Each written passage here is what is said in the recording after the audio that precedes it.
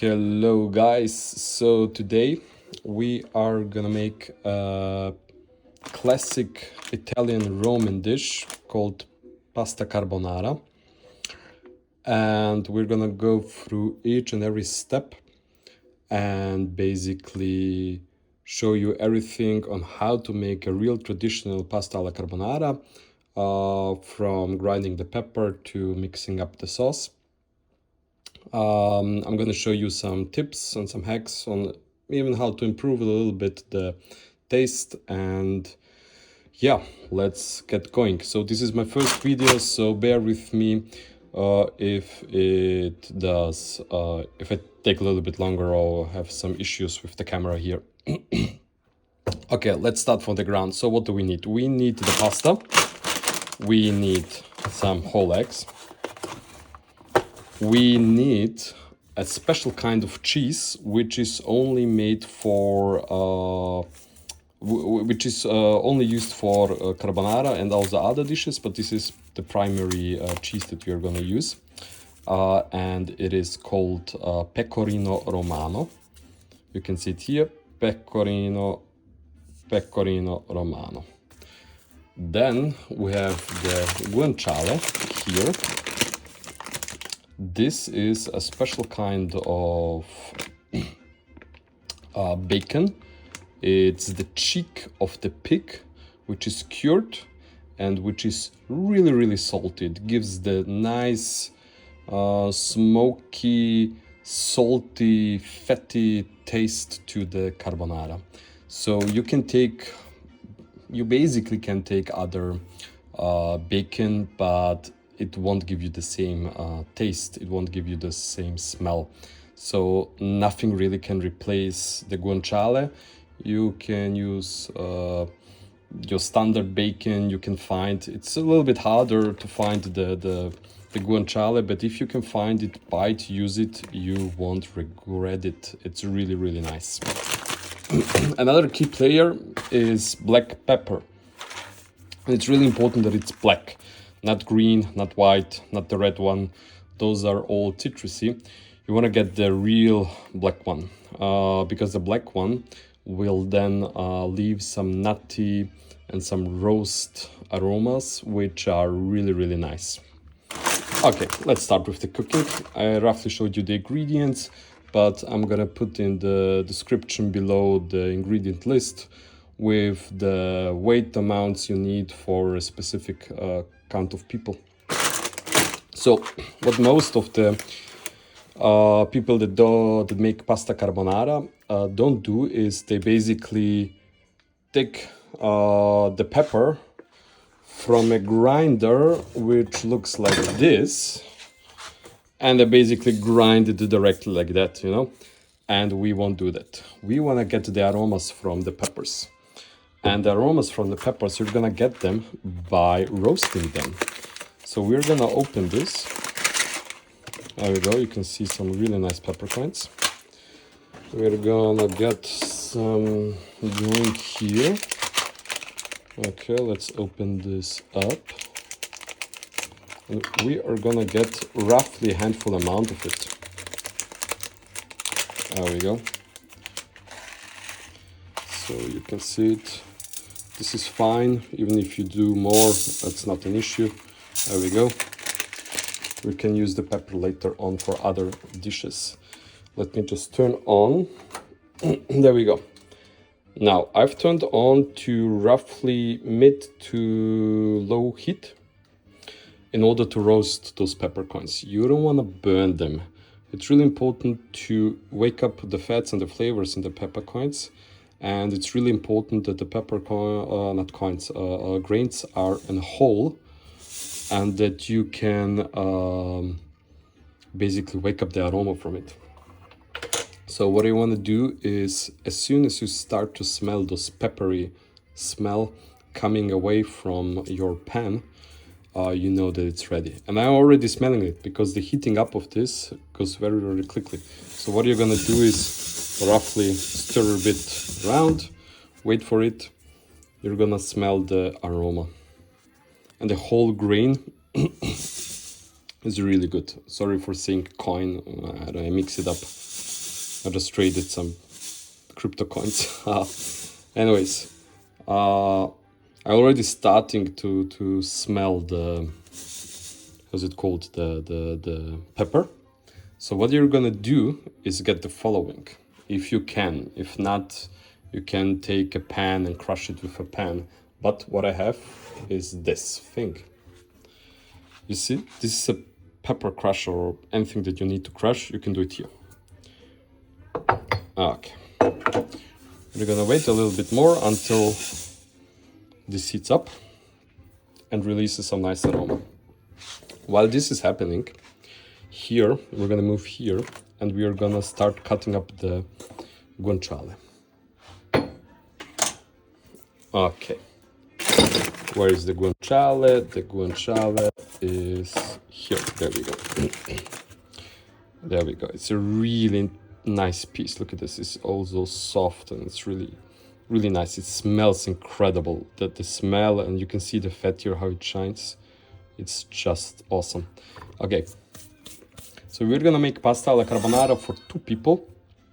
You can measure it, but the best thing, when you make it a couple of times, you roughly cut it up and you know how much you want. So I'm gonna go with this amount. There we go, some 2 fingers, and you're just gonna cut it up. And sorry for now for spinning the camera.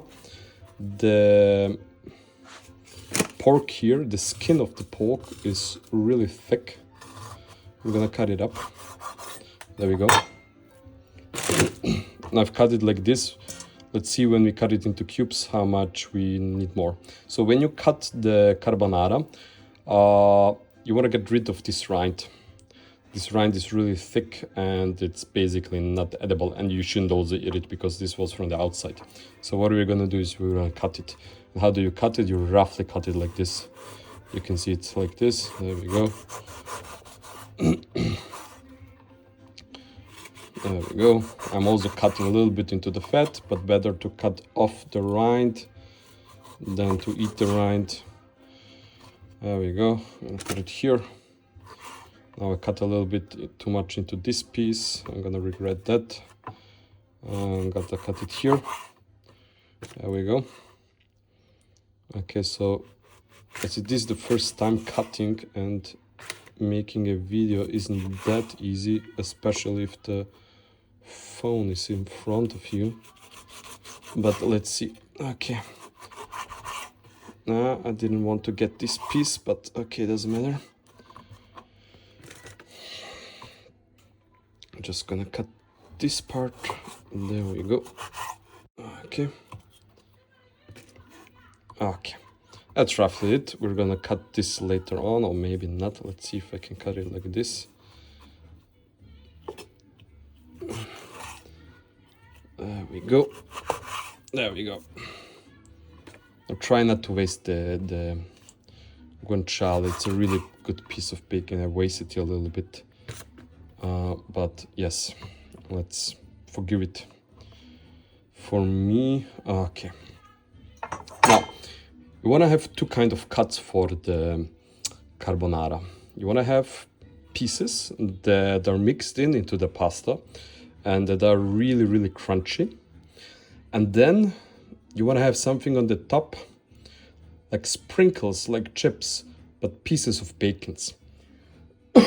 So what you basically want to try is to create those cubes, roasted. Create those cubes and fried in the pan. And then you're gonna have some leftovers which you can sprinkle on. Let me just take a pause. I need to cut. So you can cut it in cubes, you can cut it in stripes, you can cut it wherever you like it to eat it. Because this is already like a nice, let's say, layer. I'm just gonna cut it like this. You can see it. There we go.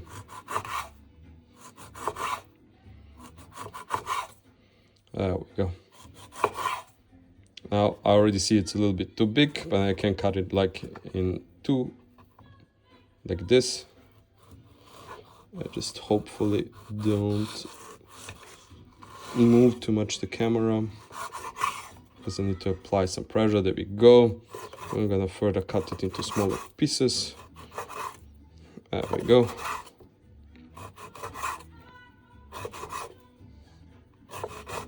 And this is now the pieces that we have. If you don't cut it perfectly, it doesn't matter. You won't regret it. Those are really nice pieces. There we go. This guanciale is really nice. Okay. Let's cut the rest. Okay, then let's cut this a little bit up. So this will be used to cut it up in small pieces. As small as you can. Go with it. You know, you just want to have some really small pieces that you can later on use to be really crunchy. You know, there we go. Even smaller.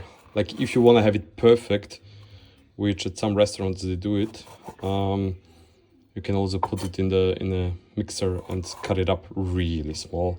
But that's a lot of work for me to do. So I'm just gonna cut it in small pieces. Now you can see how small the pieces are here, and here the bigger pieces.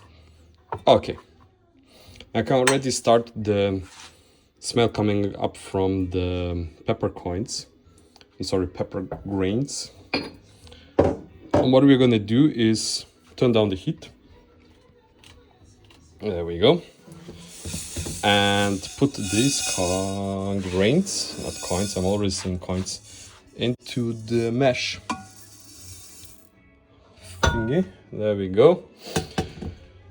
Now the important thing about this is to let it cool down. So don't mash it up immediately, do it later. Set it aside, basically. Okay. Let me see what we're gonna do with this piece. Maybe I can cut it up. There we go.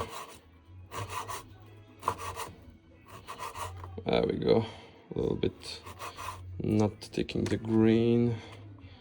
There we go. There we go. Cut it up a little bit more. Okay, fine. That's totally fine. Okay.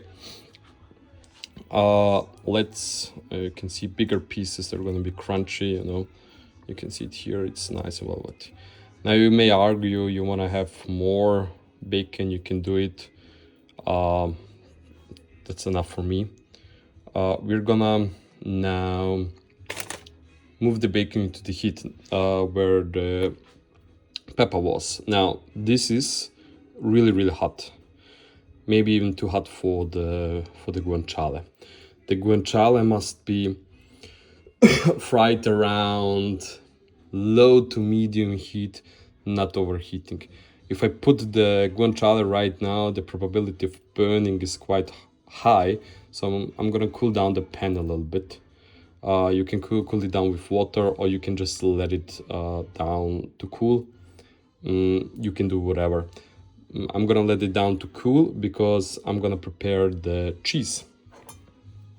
Okay, we're gonna put that aside. Okay. Now, we are preparing the cheese. As I said, you can use pecorino, or you should use pecorino romano. Pecorino romano is the cheese used for a traditional carbonara, but there is a slight enhancement to that. And that is basically to add a little bit of additional, like 20% of the mix to add Parmigiano Reggiano. Now, if you only do it with the Pecorino Romano, you're gonna have a salty taste and a really salty, smooth taste with all the fat.